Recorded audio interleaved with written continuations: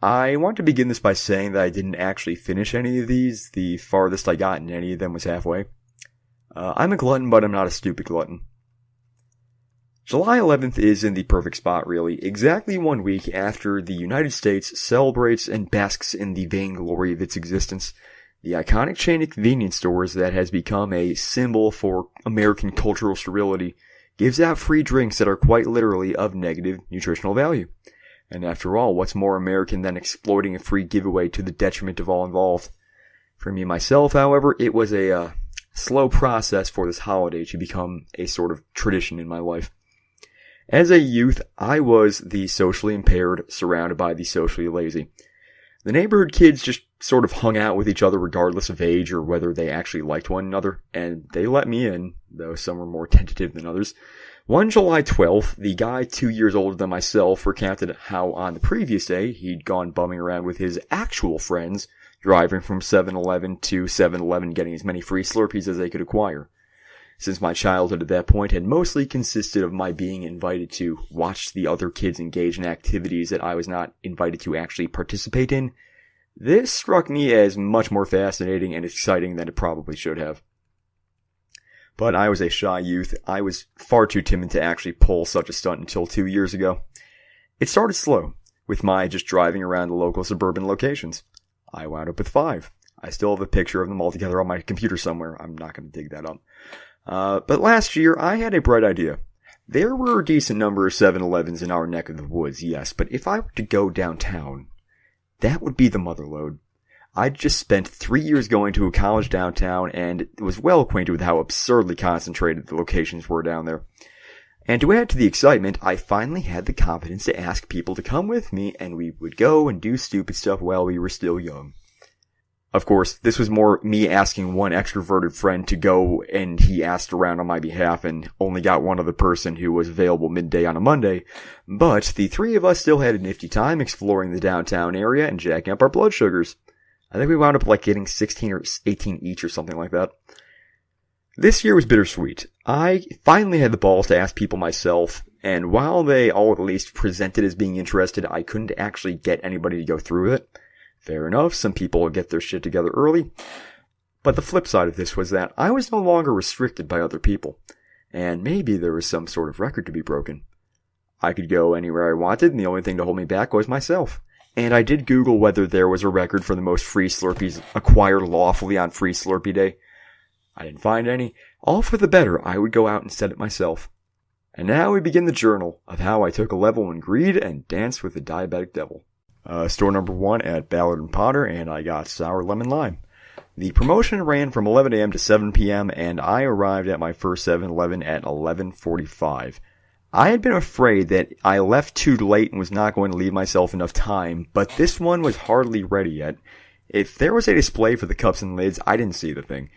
From what I could tell, they only had 3 appropriately sized lids.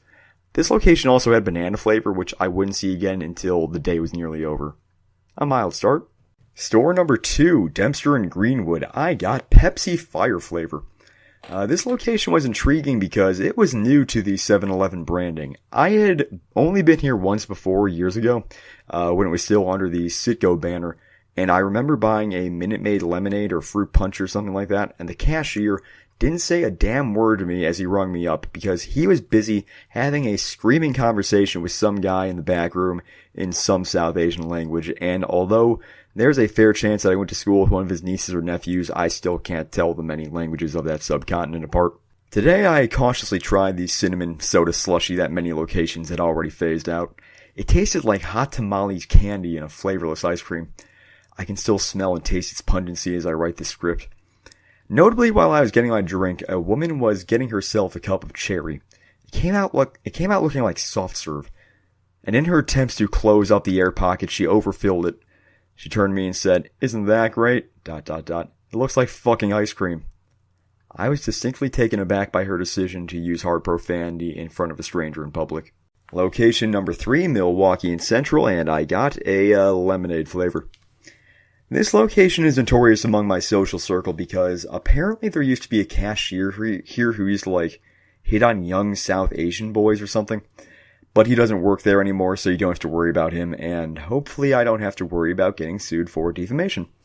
The lemonade Slurpee tasted odd, as though I could taste the lemon rind. Rind, I don't like that word, rind. This location was also the first of a few that kept these straws hostage at the counter.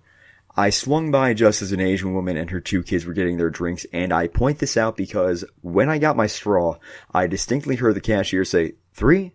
Oh, 4. No, it was 3. And this feeds my worries that people view me as a creep. At this point, I realized it was unfeasible to keep these Slurpees in my car. I had been using a nest of napkins in a paper bag on the floor in front of my passenger seat, but that wasn't at all stable, so I waited a solid 2 minutes in my car, with the engine off so there was no air conditioning, waiting for the coast to be clear so I could throw away the 3 that I had acquired in the little trash can outside in the cashier's blind spot. But I'm glad I did. Location number 4, River and Rand. It was listed as Fanta Wild Cherry, caffeine free. I found it odd that it said caffeine free, but I guess that's because it said Fanta on it. This location was really busy. I was stuck in the parking lot for a while because sometimes when I leave my car very hastily, the steering wheel and ignition lock in place and the gas does the same if you try to pump it. It's like some sort of anti-theft mechanism or something. The idea is that you deactivate it by turning the wheel and the key to the right at the same time, but there's a trick to it, but I don't know what the trick to it is. I'm sure it didn't actually take an entirety of like 5 minutes to get lucky with the wheel, but it certainly seems like it went on forever. And remember, no ignition meant no air conditioning. Store number 5, Northwest Highway in Oakton. I got the sugar-free sour grape. This was the first one to only have 4 flavors, and this was significant because there was a bit of a line for that machine. It looked like a small day camp or something was there. All I know is that there were like a dozen kids and 2 women in uniforms that were trying and failing to contain them.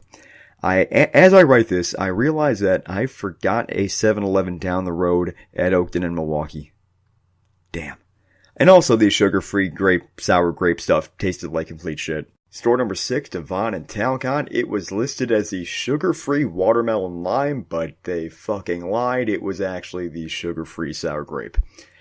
This was the first location to severely mislabel their flavors, and there was a group of kids that was totally bewildered, and one girl was asking out loud why the blue raspberry was pink. I might have enough control of my inhibitions to set out on a junk food journey such as this, but I'm not quite at the point where I'll tell a strange group of 12-ish-year-olds because they fucked up, sweetheart. I'm sure much of society would agree that I should have no desire to be that unafraid of talking to people, and luckily for them, I don't think I'll ever get to that point. In a moment of having too much trust, I tried what was listed as the sugar-free watermelon lime, even though it was in the same grayish-purple color that the sour grape from the last stop was. To be fair, I still maintain in sound mind that the red from the watermelon and the green from the lime would mix to make a pale purple, but knowing my luck, they would make the watermelon part green, like the part of the fruit that you don't fucking consume if you don't have pica. But regardless, I took one sip and I tossed it. This was another location that held their straws hostage, and as I was waiting for a straw, a random white guy came out of the back room asking, "What, is today free Slurpee day or something?" The Indian woman at the cash register proceeded to tell him yes it was, you fucking idiot. "What day is it?" she asked. The white guy got it then. And I know this all sounds racial as hell, but in my neck of the woods, even seeing a non-South Asian person at the till just ain't that normal. Store number 7, Cumberland and Higgins, Fanta Wild Cherry. And this one didn't clarify whether it had caffeine or not. There was one flavor also that I really wanted to try, but it wasn't working. It was Trolley Pineapple Lime. Trolley like the gummy candy. I didn't see that one again for the rest of the day, so I never got to try it. This was the last 7-Eleven before I got on the highway and went downtown. I noticed that there was a chest of ice outside that advertised its ice as being healthier than homemade. I repeat, this is ice they were talking about. Store number 8, this was at State and 8th, and I got the Coca-Cola flavor. Finally downtown, I had a funny feeling that this location would get me off to a rocky start. Last year, this is the same location that my friends and I had started at, and the management had a weird thing going on at that time, where an employee was waiting at the machine, filling up the cups himself and giving them out, and he was only giving out one flavor. I think it was Cherry Diet Coke. It was definitely something like Diet Coke. I remember thinking, no shit, you're forcing us to take the flavor you can't sell. This year was, well, let's just say that I'm not the one that grossly overfilled that cup you're seeing on the screen. I walk into 2 employees apparently in the middle of shooting the shit, and the one on the customer side of the counter perks up when I walk in. Hey man, how's it going? Free Slurpee? Yeah, I say. At this point, I'm trying to take a long cut around the rightmost aisle to get to the back where the machine is, but the overenthusiastic employee has a straight shot down one aisle and beats me there easily. So much for serving myself. Alright man, we got 3 flavors, he says as he sets up the cup, and he lists the 3 of them. And I can't remember exactly what they were, but I remember that there were 6 slots, 1 flavor wasn't ready, another had a label that said currently chilling or something, and a third just plain didn't have a label. I said Coca-Cola because I hadn't had it yet that day, and as you can see, he pulled the lever on full blast and overfilled the son of a bitch. Alright man, have a nice day, he said in the sort of way that means, get the fuck out of here, as he handed me the cup. It was literally 1 entire second before my hands were sticky, but feeling unwelcome I just walked out without demanding napkins. I planned to just throw it away at my first opportunity as I walked to store number 9, but of course then there weren't any trash cans on the street that I walked on. Well, excuse me, there were totally trash cans, but they were on the other side of the street, and stores 8 and 9 were on the same side of the street, so it didn't make any sense for me to cross it. So I held it at arm's length for like a solid 3 blocks as it super glued my fingers together.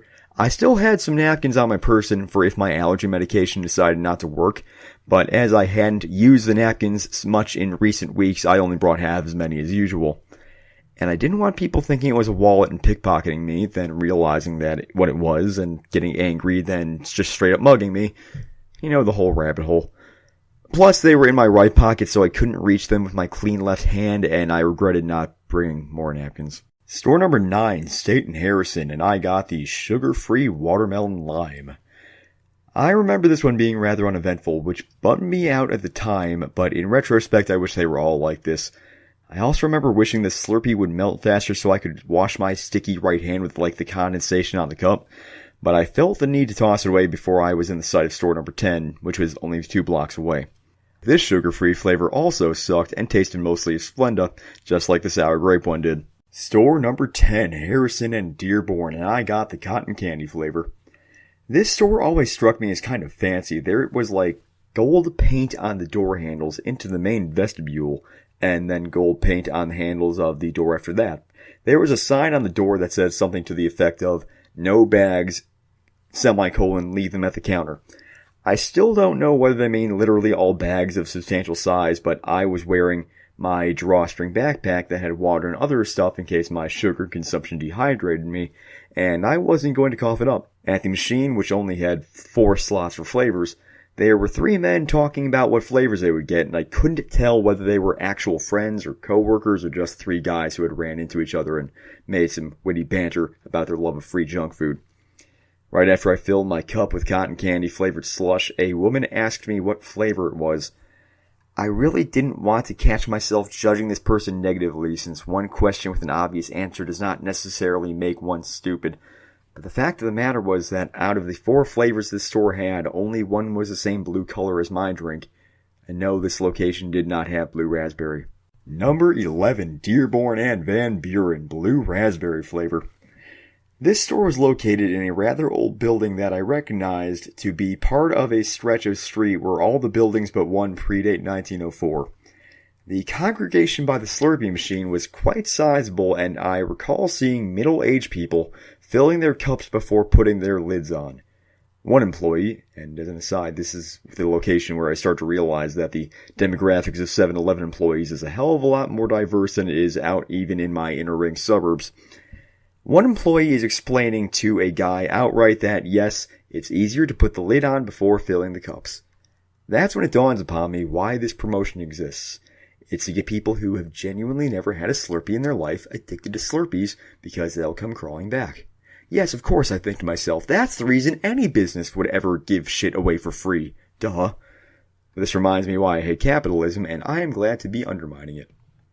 On my way to the next door, I did something awkward. There were people on the sidewalk asking passerby if they had a moment for something. Planned Parenthood, maybe? My quandary was that while I would genuinely not mind stopping and chit-chat if I weren't in a rush, I was in a rush. But what the hell was I going to say? Oh, I'm in a rush to steal X amount of Slurpees by 7 o'clock. That wasn't going to fly. I got it. All that liquid consumption was starting to add up. If she asked me if I had a moment, I would tell her so. And I could swear on a Bible that if someone told me that they didn't have a moment because they needed to relieve themselves, I wasn't going to hold that against them. It was the perfect plan. Hi, do you have a moment for so-and-so? Sorry, gotta pee. And that's what came out. It wasn't even that she was visibly disgusted. It was like the expression on her face didn't even change. It was like what I said was so retarded that she needed to process it for several seconds. I think what bugs me is that I don't know how she felt about it What bugs me is I don't know how she felt about it after that. I'm starting to think that I just wasn't built to be charismatic. Right before I got to store number 12, I saw an upper middle-aged woman taking a photo of her own free Slurpee. I'm glad I saw that. It made me feel less weird. Store number 12, Jackson and Franklin Coca-Cola flavor. This was the first location where I just up and forgot to take a photo of the Slurpee because I was just so turned off by it. The issue with this location was that the Slurpee machine was right behind the door. There were only 2 flavors working, and the employee trying to fix the rest eventually figured it would be just more useful to organize the line that was building. The conglomeration of us got shifted into a sort of single-file shape that I may or may not have cut several people in line. I usually feel bad about things like that, but on a day like today, symbolized by greed, my interest in other people's perception was at an abnormal low. The line is held up by a dad getting drinks for his 2 young sons. The man is wearing a Jimmy John's employee t-shirt. I can't tell if I was catching myself thinking less of him for that, or if I was just damn curious whether he knew or cared that other people were thinking less of him for that. I get my Slurpee, and it's so watery that I catch myself wanting to dump it before I compulsively took more sips.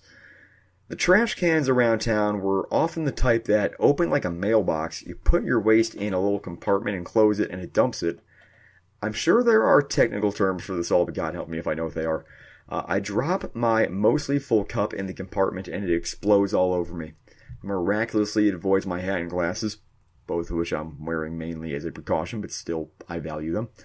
But I have frozen Coke all over my shirt and face now. Still should have brought more napkins. The picture you see is where the stains on my shirt are. A bit hard to see, but they're there. I spend a solid minute near the back of the door of the Sears Tower toweling myself off. Store number 13, this was at Adams and Wacker, and it was listed as grape. It was the sugar-free sour grape. This location has always struck me as odd. First of all, there's like a small step to enter, so it's not handicap accessible. But also, the store is really long and narrow. It's like a hallway that goes on forever. I get the flavor listed as just plain grape, hoping it's not the sugar-free garbage. The fact that I'm telling you this probably tells you whether or not it was. There's a bunch of people in lines holding nothing but their Slurpees, and I wonder whether they know if they can just walk out with them. Speaking of which, this is one of the many locations where I made a tangible effort to make eye contact with an employee, to give them a smile and a head nod while holding up the Slurpee to let them know I wasn't shoplifting, but where they either didn't see me or didn't care. Because these sugar-free ones suck, I tossed this one at my first opportunity, but I'm much more careful putting it in the trash this time. Store number 14, Jackson and Displains, and I got the blue raspberry flavor. I arrived here after wasting about 15 minutes exploring Union Station for the first time. This was the first of many stores that I had never been in before. This one was huge and, by 7-Eleven standards, fancy. There were 2 sets of double doors at the top of a small flight of stairs from the sidewalk. So 2 in a row that weren't handicap accessible. The size and shape and general aesthetic of the store made it seem, to me at least, that this location may have started life as a liquor store. My Slurpee comes out mostly liquid and bubbles. I double check and I was right, the do not use light wasn't on, so this was fair game. On the ground is a penny lying face up. Lucky. I take it. Make up for the waste of a Slurpee. Store 15, Van Buren and Green. I got wild cherry flavor. Green Street. That's a street I didn't even know existed before that day. I entered the store right before a large group and get my cup and lid and beat them to the machine. Trouble is my drink does that thing where you fill it up but then it expands outward and overflows even if you put in a reasonable amount. I was looking desperately for a straw so I could start drinking it up and reduce the swelling when I realized, son of a bitch, the straw's right at this display in the front, and I walked right past him. I just leave my first attempt on the counter and get a new cup, and wind up in line behind the large group. With a cooler head, I may have done the decent thing and threw the thing away, but something possessed me to consciously leave it there, as though maybe somebody else might want it. For all I know, it's still there. I couldn't help but note that the two cashiers were younger women, one black, one white. I catch myself thinking that maybe at this point I should stop noting the races of employees, but I also catch myself thinking that it would be disingenuous to say that I wasn't surprised to see such diversity of employees at some stores downtown. Store 16, Morgan and Monroe, and this is the blue raspberry that I got. It was leaving this store that was the most significant because I realized that I had messed my map up and made what seemed to be an illogical plan of visiting stores. In retrospect, I remember that this one and store 15 started life as optional stores that I was going to skip if I wasn't making good time, so the original draft was for me to go from number 14 straight to what became number 19, then hit up what was now 18 and 17 before heading back to 20, while skipping modern 15 and 16 altogether. This same issue later affected the route, but around stops 25 and 26. As I checked Google Maps to find out what the hell I possibly could have been thinking, intermittent raindrops fell on my screen. I had my umbrella, but I was weary of continuing along in weather that necessitated that I use it. Number 17, Jefferson and Lake, Pina Colada. As I was reconfiguring my route on the fly, I was most of the way to the new number 18 before turning around and heading up to this one, which became 17. I remember this part of town smelling funny like exhaust. This store was really hard to find. It was around the corner and under the elevated train tracks. I tried the rare pina colada flavor. I had rarely ever had real pina colada or anything of that flavor even before. It was better than I expected. Store number 18, Clinton and Washington, and I got the Coca-Cola flavor. This was another location that brilliantly hid their machine behind the door in a little nook. There was a line that was across the small hallway from the machine, as only the person using it was on the near side. All the while, a female employee is mopping the floor next to the machine. The line was a complete clusterfuck, for lack of a better word. The two people who entered after me got in line next to me, but to the left of me. I don't blame them for this because of the curvature of the line was such that we had our backs to the donut case, so there was nowhere better for them to be. I was behind a younger guy in business casual attire, and we both thought we were behind a scruffy-looking old guy who was just sort of shifting in place. The person at the machine moves, and the old guy isn't moving. Those of us in line now realize that this is a probably disturbed homeless person. Me and business clothes guy turn to the couple behind us as though we need them to back us up before we cut the guy in line, but they fuck off to go actually buy something. Business guy is clearly lamenting being next in line, because now it's like his duty to awaken the beast if the homeless guy decides he was actually in line anyway. And he's staring at the young woman mopping as though silently yearning for help, or at least for clearance and permission to go forward. Luckily, homeless guy sort of shuffles out of the way, but business guy still isn't moving. Maybe he's spooked, or maybe he's just trying to decide what flavor he wants before filling in the hole. At this point, I'm losing my patience and trying to think what I would really gain from being polite in this situation, and I start to step around him and say the words, "Fine, dude, then I'll go," when the employee says the magic words, "You can go," in a tone that suggests that she thinks all three of us are equally weird. Business guy sees me go around him and says, "Okay, you can go," and I mumble "thank you" or "all right" or something because I'm more frustrated than I would like to be with this person, and I catch myself lamenting lost time more than I lament coming across as rude. I apparently don't learn my lesson because this is another crappy Coca-Cola Slurpee, but this time the consistency and flavor are great. It's a matter that this one is the one that starts to give me heartburn while making my teeth genuinely hurt. I think, no, there's no way that this could be hurting already. I'm barely drinking these godforsaken things, and there are children that eat more sugar on Halloween than I consumed so far, but without the negative side effects. Then again, maybe their metabolism is just higher because they're young and I'm already too biologically old to be doing this. A scary prospect indeed. Store number 19, Washington and Wells. I got Pepsi Fire and this one's super long. I'm just going to do this in one take. Okay, this is another where I kind of forgot to take the picture, and of course this will probably be the longest section. There's meta stuff already. Enjoy this picture of the stain I left on my shirt. I was still all mixed up in this part of the map, and only decided to go to this one after number 18, because it was a straight line down the street, but not necessarily the closest. The store had quite the odd shape. It was like a square loop with a block of freezers in the middle, so you couldn't even see around the corner until you were there. I got another Pepsi Fire to see if my first one maybe just wasn't normal, and sure enough, this one had more of a burn to it. I remembered to make notes about this all before I tossed it, but forgot to take a photo, and instead I dropped it in the trash and it splashed all over me again. Hence the photo. Then there was the walk to the next door. I'm closer to number 21 than 20, but I don't want to walk the same path twice, so I go to number 20 via Randolph, and on that street along comes a man and a young boy who looked like he was between 9 and 12, but who had the jaded demeanor of a middle schooler. The man flagged me down to ask me something. I don't remember the very beginning of the conversation as much as the rest, but I remember him saying that he chose me because I look smart. I was walking around in areas one wasn't super familiar with, so I'd been wearing my glasses all day. Do you know the way to the such and such homeless shelter? Then a pause, and maybe he thinks that I wouldn't know offhand where a given homeless shelter is. At Roosevelt and Canal. And at first, I'm totally down with this. I love giving strangers directions, honestly. I do. It's a way to help strangers without actually having to exert much effort. Sure, Canal is across the river. It's the first street on the other side, I think. And Roosevelt, that's... What street are we on? Randolph? Yeah, Roosevelt would be like 14 blocks south of here. Note that they had been walking from the river. This is a plot point.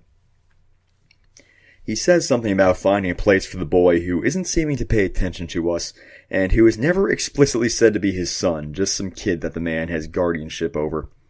The man says thanks, and I tell him that I trust him to take care of the boy, and he says thanks again. He seems to genuinely appreciate that a stranger has faith in him. He even said the magic words, "You're a good guy," and fist-pounded me. Maybe I shouldn't have made him too comfortable, because now he asks me the other question. Hey, could you spare to get me some food for the boy? Okay, now I was in a bind. I could have, but that would have sent me down a rabbit hole of obligations I would rather not be stuck in, and this was making me think. Obviously, there's no reason that this guy couldn't have been legit, but there are totally people who would fake homelessness as a ploy to get shit from people, and downtown is where they would do it. He asked me, he pointed across the street behind me as though there was a food mart I didn't see. Did he want me to go there and buy food? Was he going to go with me or wait across the street? Did he want money to do it himself? If so, would he have actually spent it on food? What about if I opened up my bag and offered one of my emergency snacks? Would he settle for one, or would he demand the whole bag? What if someone else saw that I had money on me or food on me? And also another thing, the kid still wasn't looking at either of us.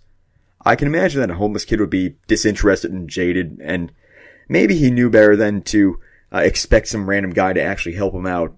But I can imagine that a kid that got recruited by his uncle to go downtown and scam people would be disinterested and jaded in exactly the same way.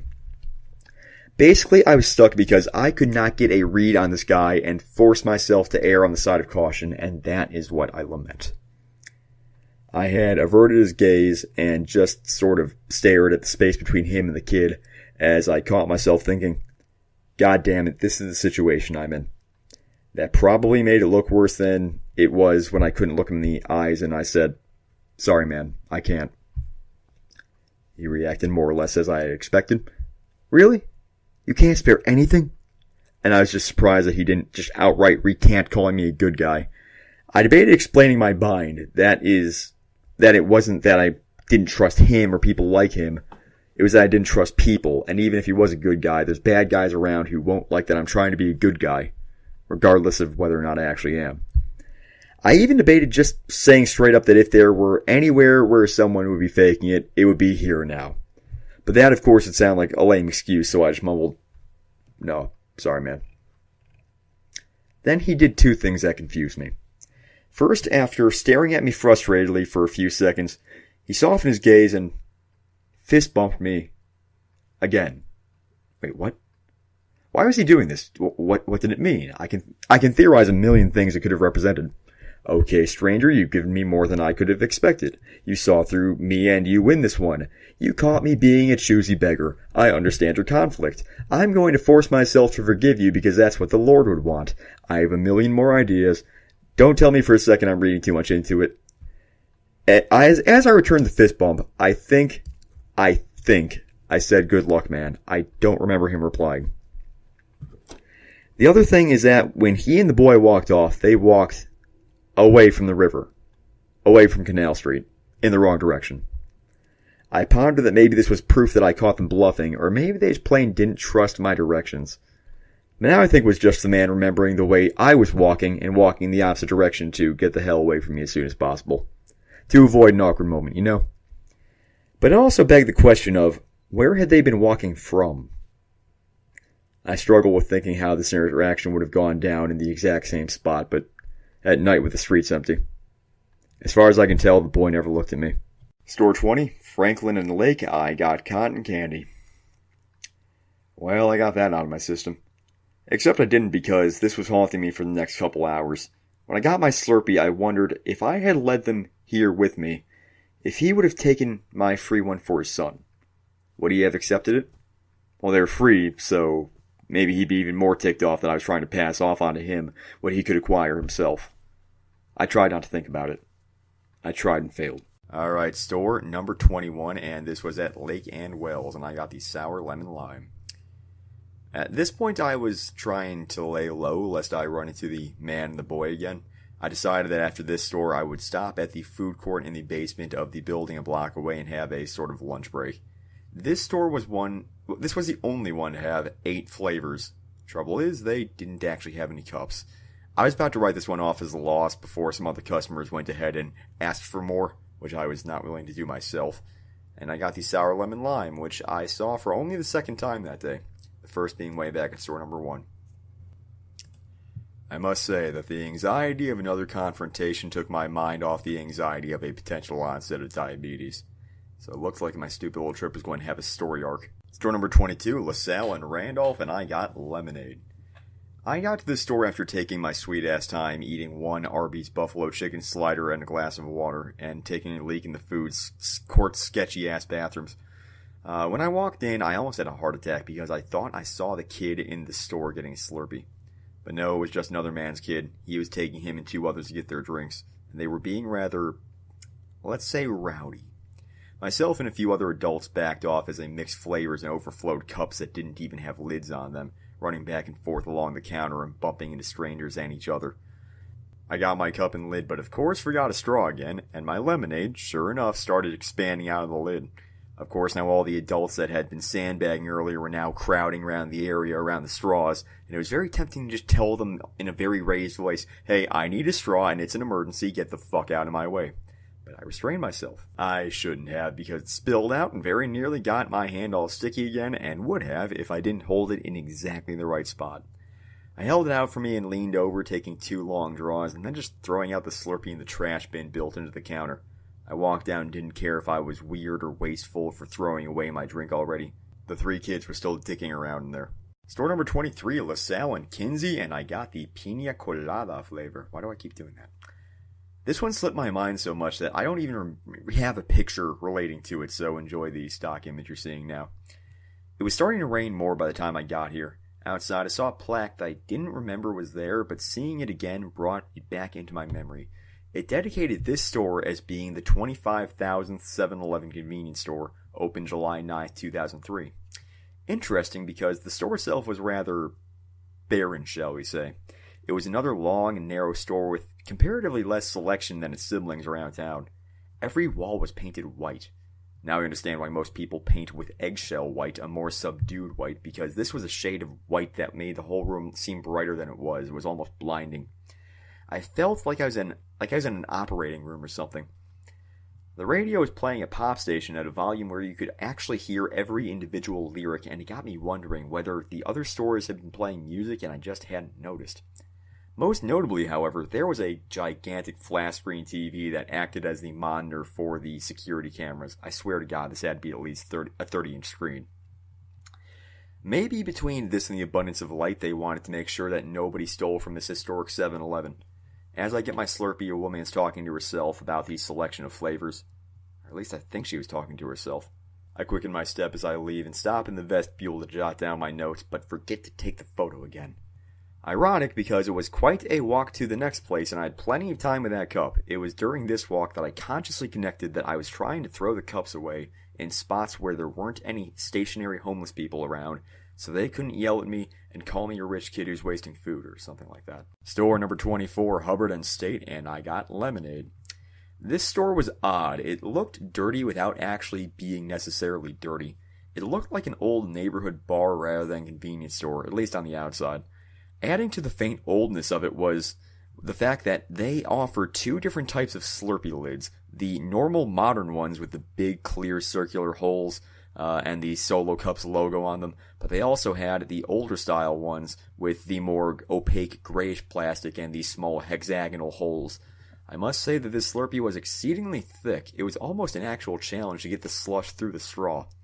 This would be a recurring trend in this part of town. Store number 25 at St. Clair in Ohio, and I got the Coca-Cola flavor. Forgot the photo again, but this time I realized I forgot the photo, so here's a photo of the trash bin I threw it in right after I threw it away and thought, oh shit. This store had a disproportionate number of disturbed homeless people around, and by that I mean two. One outside and one lingering in the revolving door.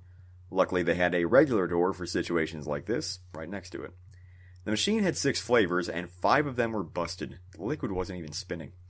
There was a small line, really it was more of a civil crowd, waiting for it to be fixed. A woman and her son, and what may have been an adult couple. The man was quipping about how the kid was more patient than he was. The employee swung by, lifted the chassis, and pressed some buttons on the interface, and walked off, implying that we should wait here until the red lights disappeared. The entire time, however, the Coca-Cola flavor at the far left didn't have its lights on and didn't appear to be on ready. I wanted to just go straight to the Coca-Cola flavor without saying a word and leave, and obviously I couldn't just ask permission to cut in line. Luckily, the woman with her significant other takes one for the team and wordlessly gets a Coke Slurpee herself, and with the ice broken, I fall in line behind her. As I left, her SO and the mother and child were still waiting for their flavor of choice to finish chilling, and possibly some more others I didn't notice there before. Halfway down the block, I made the aforementioned fuck-up and took the shown picture. Then the rain started picking up again, and I whipped my umbrella out. Store number 26 at McClurgan, Ontario, and I got the banana flavor. Ooh. I had seen the store from the outside several times, but seeing it in full form from the inside was quite eye-opening. The place looked modern, like a chic downtown grocery store. Wooden floors and walls, and all the products and bins like the ones they sell produce in. The selection of stuff blew its neighbors out of the water. They even had a Coke Freestyle machine, the one with 100 or so combinations of soft drinks, and I would have been all over that if I weren't on a medically dangerous mission already. This was the first store since the first to have a banana flavor, and it's weird. I don't care much for actual bananas, but banana-flavored Slurpees are actually pretty good. They almost taste like banana Laffy Taffy or circus peanuts. That said, actually drawing the Slurpee from the machine was annoying because I had the umbrella with me and it wasn't worth putting away, so I just sort of shoved it in the crook of my arm for easy access when I left. So of course when I leave the store and open the umbrella, I realized that it stopped raining again. Store number 27 at Wabash and Wacker, and I got the Wild Cherry. This is the store that I go to a lot for work, and it was actually surprising that I didn't run into any of my coworkers here. But for full transparency, I walked a half block out of the way to ensure that I wouldn't have any awkward encounters. It's not that I don't like my coworkers, it's just that it would be a notably awkward exchange. Oh hey Will, what are you doing here on your day off? Oh hi, I'm just trying to get the most amount of free Slurpees that anyone's ever gotten in a day. Oh, and on a totally unrelated note, let's talk about how society is too goddamn judgmental of what constitutes a so-called real adult. Yeah, that would go over well. Not to mention, I was starting to get pressed for time, so I couldn't dick around with witty banter. This location, as you could see, was totally out of lids, and nearly all out of cups as well.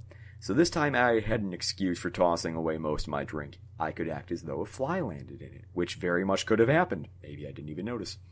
But of course now there were homeless people all over the place and sitting opposite every trash bin I saw on my way to the next door, until I was almost a block away from number 28. It was only now that my gut was starting to consistently hurt. Store number 28, Dearborn and Lake, and it was labeled as watermelon, but it was actually cotton candy. Okay, so I specifically remember crossing the street, pulling my phone out, an angry person yelling at somebody. I take the notes for the store and take the photo. When I get home, it's not there in my phone. I guess I hit some button as I closed the camera application because I know for a fact that I took the picture, but here we are. This store's machine was almost hiding in plain sight. It was shaped like a lowercase letter B, and as I walked in, I walked in all the way down on the left and didn't find it before I realized it had been over on the right behind an ice cream chest. It was another store with the labels all goofed up, which I must say was a lot less of a problem this year than it was last summer. This one had a label saying watermelon, which I had not seen before, but it was blue, so clearly it wasn't going to be the right one. I probably should have taken a moment to look for a green or a red one that could have been it, but then again, it could have just turned out to be the crappy sugar-free watermelon lime one again. Like how one store listed the sugar-free sour grape as just plain grape. But I went with whatever was under the watermelon sign, just say fuck it, let's see if it's blue raspberry or cotton candy. It was the second one. On my way to the next store, I remember that I was going to use this time walking between stores to try to reestablish contact with some people in my life that I had drifted away from. But it was getting too late in the day now. Bummer. All the best, I guess. Nobody likes the assholes who are texting and walking. Store number 29, Lake and Wabash, and I didn't get squat. It took this long, but I finally found a store that was just plain out of cups. It was approaching 6 p.m. and the promotion ended at 7. I walked in about the same time as a woman who just outright laughed at the sign that you're seeing right now. I forget exactly what she said, but it was a soliloquy about how hilariously ridiculous it was that they didn't have enough cups. Well, this is going to knock me down one potential peg of how many Slurpees I could get. 2 if you count the one I forgot out in the suburbs. 3 if you count the one on Michigan Avenue that actually went out of business a few months ago. A 7-Eleven going out of business. I don't think I've ever heard of that anywhere else. Store number 30, Wabash and Madison, Fanta Banana. Now we're back to stores that we went to last year, and I recall that this store specifically had a completely busted machine last year. The banana Slurpee came out almost like soft syrup and tasted oddly lemony. I had 3 stores left, all contained in 2 city blocks, and although I still had at least 45 minutes left, I was starting to get nervous. My anxieties had cycled from rain to pain to a vengeful homeless man to pain again to social retardation to time. Story arc. Store number 31, Wabash and Adams, and I got wild cherry. This store smells really fucking bad. I say smells rather than smelled because I've been inside before and it's been like that then as well. A woman is taking her time and hurrying up getting her drink, and I back off of the counter until she's gone. I get mine in my usual order.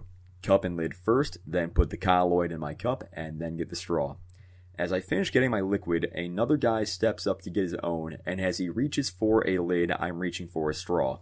He grasps his lid wrong, and one drops right on top of my hand, and I twist my hand and grab it. "Hey, nice catch," he says. He's notably dressed as a lot cooler than me. I mumbled, trying to feign being impressed by something so mundane. "Well, you can have that one," he says. "Well, I already got one right here, so," I reply, because what else am I supposed to say?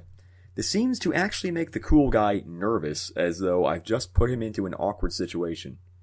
"Well, still, great reflexes," he says. "Well, hey, what can I say? Right place, right time," I say. Feeling like it would be dishonest to take credit for what he's complimenting me for. I walk off and he looks thoroughly uncomfortable, as though I just outsmoothed him or something. It felt a little bit perversely powerful. The woman who was in front of me earlier was leaving in front of me, talking loudly to a friend who was in line. She stops and turns to talk to her friend while she's standing in the doorway right as I try to prop the door open for her with my arm from behind. She realizes that I'm trying to leave right behind her, gives me a half-hearted thank you, and walks back to the store to finish her conversation. But when I raise my arm to hold the door open, I get a weird sort of like shooting pain in my arm, except it's not pain so much as like a rush of numbness. It was like the phantom pains I get when I'm holding a large stack of flyers in the crook of my arm at my other job. This did concern me, but I wrote it off as a consequence of having been wearing a drawstring backpack with narrow points concentrating all the pressure onto my vein or nerves or something, and hoped it would go away. And yet I drank way too much more of my drink than I wanted because it was mixed perfectly and was downright addictive. It was perfect, I swear to God it was. Store number 32, Wabash and Jackson, lemonade flavor. So store number 31 is on the northeast corner of the block, whereas store 32 is on the southeast corner, and store 33 is on the southeast corner of the block to the west. But to draw the time out as much as possible, I went the long way around the block from 31 to 32. Store 32 had two entrances, one on the east side of the property and one on the south, which was at once convenient for the customers and probably very annoying for the employees, since the counter was a ways away from either of the doors. I entered on the south doors, and there was a shirtless younger man who may or may not have been homeless standing on the sidewalk. He reminded me so much of the homeless man and the child from earlier that I had done so much of a good job suppressing that I genuinely couldn't hear a word he said to me over the sound of my own thoughts. All I remember is that he was definitely looking at me and addressing me, and that he seemed to be smiling. But when I went to orientation at my liberal arts school downtown, they had told us, rather illiberally, as a safety precaution to ignore homeless people altogether, so I did. There's a huge log jam at the machine. About a half dozen people congregated around it, and I can't tell if they're all together or if they're 2 or 3 different groups. A woman with 3 kids who already have drinks gets busted asking her kids whether they want, quote, another. An employee overhears this and says something that I tried to focus on but still couldn't understand. But her tone was a tad stern, and she certainly had the attention of the mom, who seemed to produce a micro nod. But I wasn't going to watch whether or not she actually went through with giving her kids seconds. The kids finally back off of the cup stand, and I go to the machine, but wait for a woman in front of me to get hers. I see her eyeing the blue raspberry, which has its do not use light on, and sure enough, she nonchalantly places her cup under the nozzle and yanks on the lever, just to give a disgusted look when she sees the unready goo that squirts out, and she dumps it, and looks around to start over the process of looking for the right flavor again. I try really hard not to assume that this person is stupid just because they made one mistake in my presence, but I don't stop myself from thinking that she might be ignorant. My lemonade Slurpee tastes amazing. The first one I had that tasted like I could taste the rind, that one must have been off because this one was perfect. I was disgustingly not yet disgusted by Slurpees, and I felt the conundrum give me a headache. Do I enjoy these the most because my journey is near its end, or do I toss them out immediately because I've already had more than enough? For better or worse, I chose the first one. And here we are, store number 33, Jackson and State, and I got the blue raspberry flavor.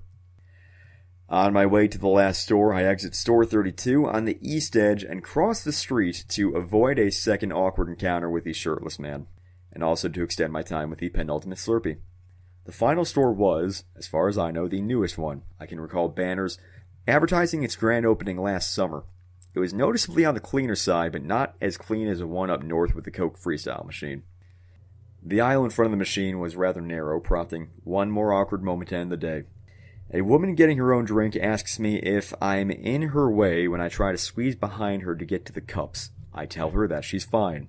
I guess I mumbled her something because she asks me again if she needs to move, and I say no, it's alright. What I meant to say was that it's alright because she was there first. It's her right to be there. What she probably wanted me to say was that she wasn't in my way. But I wanted the moment to be over as fast as possible, so I spit out fast, barely comprehensible answers to press the fast forward button. I hope it didn't sound creepy when I said it's alright like I was getting off on being behind her. God, I hope that's not what she thought. My blue raspberry Slurpee was good. Blue raspberry is probably my favorite flavor. I drank more than half of it against my better judgment. Epilogue. I walk back to my car in the garage, drop my bag off, and walk back to Jackson and have Chipotle for dinner. I would have preferred something at least seemingly healthier, but I was pressed for time. The employees there are clearly judging me for my minimalist order and underfill my chicken tacos. As I eat, I reflect on my insipid little mission.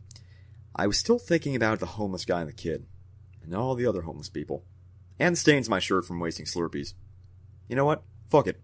I put my inhibitions on hold today, so if there's ever such a day as one to be callous and cold, this would be the one. The theme of the day was greed, and I embraced it better than I thought I would have. I would like to imagine that I would be better on a better day, but in all honesty, it felt good to not have to give a damn for a day. pardon the vulgar comparison, but it was like The Purge but with rudeness, or at least perceived rudeness. I know that at least some in society are starting to say that being truly good indicates acknowledging that we all sometimes just want to be bad. I know that at least some in society would say that this is completely stupid, and that we should try to work past this. And even more would seem to see the pros and cons of that and never make a firm decision one way or another. And I don't blame them for this because it is an interesting thing to ponder. But I'll say this, if the path to being at peace with oneself is finding minimally destructive ways to exercise our innate desire to sin, even if the sin is as simple as greed or gluttony or vanity or jaywalking, then I did a good job. I may have cost the 7-Eleven company nearly $100 in product, but I didn't steal a bottle of Tabasco from Chipotle like apparently some psychos do. So, 32 Slurpees. Between forgetfulness and underpreparedness and store closureness, it could have been 35, but it wasn't. But still, 32 Slurpees acquired mostly legally by one man. That's still a lot. That's gotta be a record. It has to be. I only have proof of like 27 of them, but that's still gotta be a record. So let's set the record. I'll put this publicly on the internet as a record of the record, and people can behold my glory and call me a legend. What's gonna happen? Is someone going to arrest me? I'll be damn surprised. At the most, I might get banned from 7-Eleven for life, but I can live off of ices instead. I like them better anyway. They're like fluffier. Hell, maybe Guinness World Records will get a hold of this and put me in the book.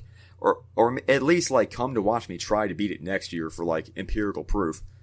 Or maybe I'll attract some fans who will, like, help me beat it. Like, they'll offer to drive me around so I could go a lot further and a lot quicker. And they'll keep the car running so none of us have to pay for parking. Or maybe they'll follow me around on my journey Forrest Gump style and, like, make me their Jesus. I don't know. I'm at a point in my life where I'm throwing shit at the wall and seeing what sticks, but at this point the wall seems to be covered in grease. But I'm still trying to find a dry spot. Maybe if I throw enough stuff at the wall, I'll make a hole in the wall and I can get out of this box that I'm in. Oh, I went on Google Maps and painstakingly made a point-to-point path right down to the sidewalks and crosswalks, get an exact number of how far I walked. It turned out to be just a hair under 10 miles. I was almost surprised. I would have thought it would maybe be a lot more than that, but no matter, that's still a lot of walking for a casual jaunt. Maybe a calorically would balance me out, but I can't imagine that'd help my blood sugar come down too much. On my way back to my car from Chipotle, I walked right past store number 9 again at State and Harrison. A group of friends, maybe my age, was walking past the entrance when one stops and gestures to the others. I can't hear them just yet, but he's clearly talking about the free Slurpees. Then I'm close enough to hear one guy say, "Oh, I already got mine," and the rest wait as the one guy walks in. I check my watch as I pass the friends, and it's 7:08 p.m. I glance to my left and can see through the huge window the guy asking the employee something. I say something because I couldn't hear the words through the glass, but it was clear he was asking where the cups were. The employee said something, likely explaining that the promotion strictly ended at 7, and the light drained from the guy's face. What a fucking idiot.